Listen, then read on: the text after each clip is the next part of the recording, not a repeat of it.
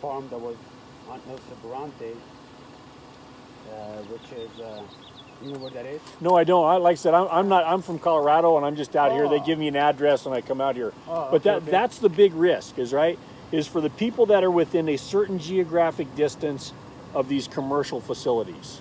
That's the big emphasis right now. So, because I know that yesterday they killed some birds right here by the deli on Cajalco before Smith. when we drove up here, we saw some of our some other crews down there that were depopulating some people that are. Yeah. How far away was that? Probably A couple miles. maybe 2 miles, whatever, Yeah. down there. So I haven't been part of that group, so I'm only doing sick calls right now. Okay. So that was the big emphasis, was to get these areas that are close to commercials, because what that does, that affects the whole U.S.'s ability to trade internationally. If our commercial poultry is infected, then other countries, they don't want to take poultry from anywhere in the United States. That's the focus for those areas. Now, if No, you I guys Yeah. guys see that they are sick, do you guys kill the sick ones, or you guys have to kill? Nope. That's a really good question. I have to ask Okay, you. and I tell you, I got 11 birds at home, and I love them very much. I would hate to see my birds gone. So we only deal with the premises. If the birds are sick on that premises, all the birds on the premises have to go.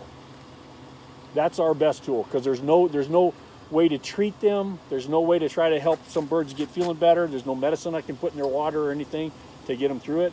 It's we deal with them at the premises level. Whether it's one bird or 50 birds, that premises becomes infected and gets treated the same way. Okay. And how soon do you get the results? So this is generally what they've been doing. We sample the birds today, and I go through that, and then I go back and I turn in the samples today.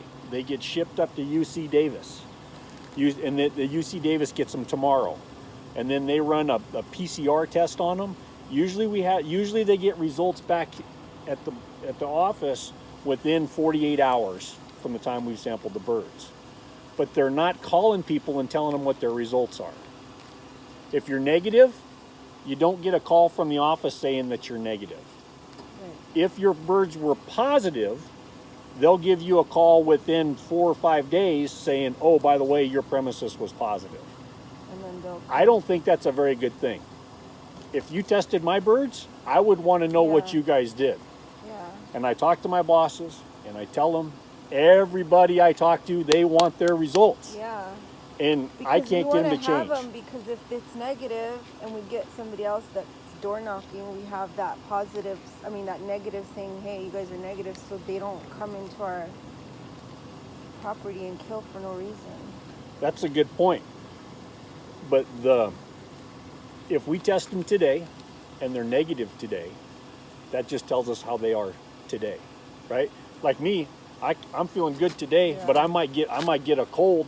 I might get sick next week, and I might be sick next week. So You we're see what I'm all saying? still like. So it's still kind of up in the air. And how long is this going to be going on for? That is a really, really good question. I was out here almost a year ago. So when I go home on about the 15th, and I was in California on like the 20th of 2018. I came out here when it first kind of got started Yeah. again. So I'm sad that it's gone on a year. They have to depopulate these areas that have birds now, and then they have to let them sit. They call it sit fallow, meaning that no more birds come on there for 120 days. Then they do some other. Then when that's sit there, then they're going to continue to do some testing in these areas that were around where it was depopulated. That will last about another probably 3 months, and then after all those time periods go by, if we don't have any more new premises, then they can declare it over. But as they keep discovering new places that are infected, it changes that timeline. I talked to a guy a couple of days ago, and I asked him, I said, how long is this going to go on until we're done? He says probably into January. of next year. Probably into maybe December, January, until it's completely done and over with, right? But I mean, how do you guys do that? Because there's so many wild birds out there that you guys can't contain. So So I keep asking questions like, how are we testing the wild birds? Because what's the risk factors? If I had birds in my backyard, I'd want to know how to protect my birds. And there is some people, excuse me, that have been harvesting the wild birds, and they test them, and they're not finding the virus in the wild bird population. That's what they're telling me. I haven't seen that they found any wild birds that are infected. What seems to be the big risk is when people move chickens from areas that were around infected premises, and they're like, oh man, I don't want to kill my chickens, so they move them to a different place. And unfortunately, it can take 2 weeks before they start to show clinical signs. So they look like they were healthy when they moved them, but man, all of a sudden, then they get them to a new place, and the birds start getting sick and start dying.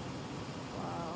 Which is a problem, right? And that's how it's been moving But around. what I've been seeing on like Facebook, they're saying that the Newcastle is from the wild birds, like, because when you let your chickens or roosters or whatever or birds roam around, they're getting it from the wild birds, and you're saying that they're not. What I'm saying